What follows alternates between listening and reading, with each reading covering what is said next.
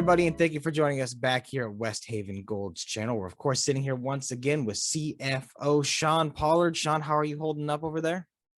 I can't complain. I'm looking forward to Christmas dinner next week. I'm also looking forward to the end of tax law selling. So a lot to look forward to here. Yeah, fair enough. Fair enough. You're not the only person I've heard say that this week. So it is what it is. But listen, you guys have had an exciting year. There's been a lot of interesting things that have happened. Tell us, what would be the main highlights so far? Yes. Well, what I'm going to do, Michael, is I'm going to take this opportunity, this soapbox you provided me with here.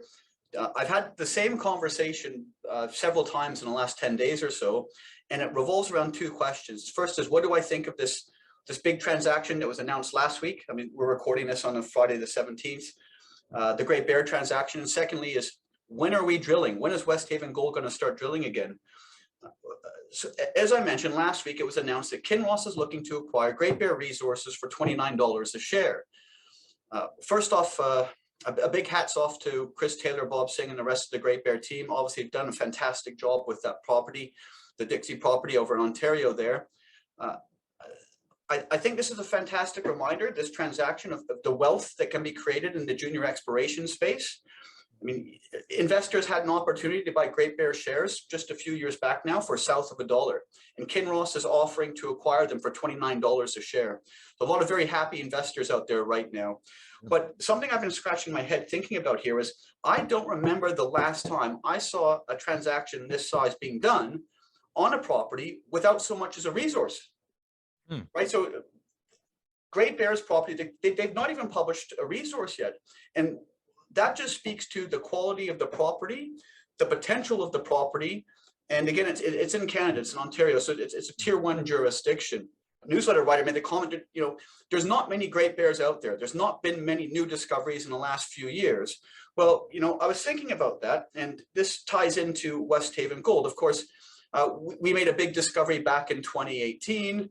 Flash forward, here we are 3 years later. And this year, Westhaven, what we've been able to do is, we've drilled nearly 41,000 meters, 103 holes. A large portion of those meters, those holes, is going towards the completion of inaugural resource on we have the Shovel Nose Gold property. It's one of our 4 properties across the Spencer's Bridge Gold Belt in southern British Columbia here. The Shovel Nose Gold property, the high-grade discovery made in 2018. It's in a little area on the property. It's called the South Zone. We'll be publishing an inaugural maiden resource on the South Zone come January. We're hoping early January there. In addition, a lot of those meters went towards exploration, because the quickest way we're going to be able to demonstrate to the market that we have potentially a multi-million ounce discovery here is by finding as many South Zones as possible and really building the mineral inventory on the property. And so in addition to coming out with the resource on the property early 2022, which should provide the funds, the analysts, etc., with a way to value just this one asset, we made a discovery early this year. We have 36 drill holes, assays in different stages of process. A significant portion of that drilling was done at a new discovery called the FMN. Could it be another South Zone? We don't know. It's very early days yet. We have about a dozen or so holes, maybe 10 or so holes at the FMN we're waiting on assays for. This all ties into, okay, the next question I get asked is, when are we starting drilling again? So for those viewers that aren't aware, our operations are based out of the city of Merritt in British Columbia. Merritt made international headlines recently due to flooding. We were shut down. We were shut down early for the season due to an evacuation order, but the operations were up and running again last week. In fact, they were finishing up processing the drill core that was generated on the property before we were shut down. So our core shack is up and operating.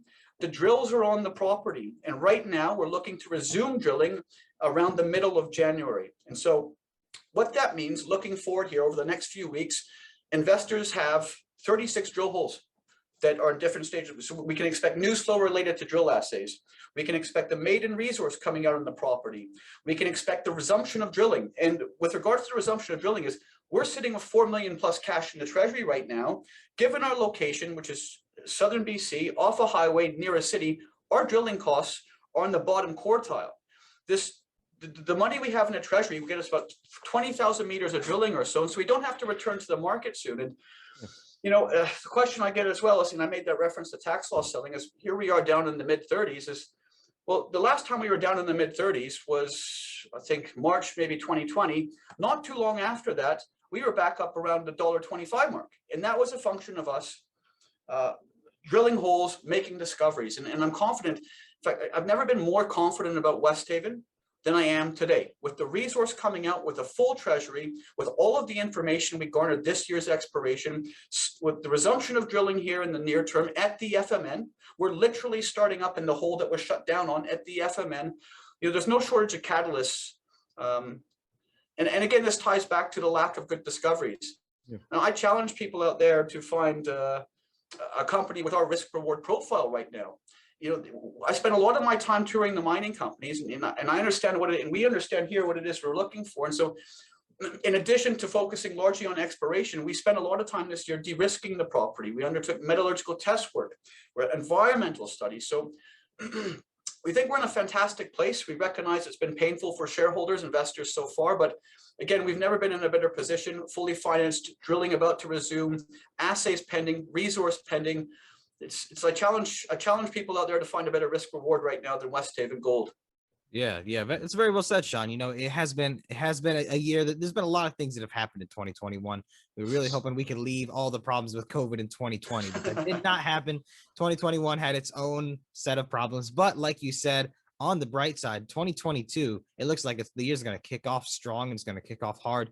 And I hope everybody here watching follows us in to the new year, bright-eyed and bushy-tailed. So if any of you guys watching have any questions, please send them over to us and we'll happily dive into them. Sean, do you have any other words to leave people with here in 2021? Here's to a better 2022. Fair enough. All right. Well, Sean, I will see you there. Cheers, Michael. Thank you.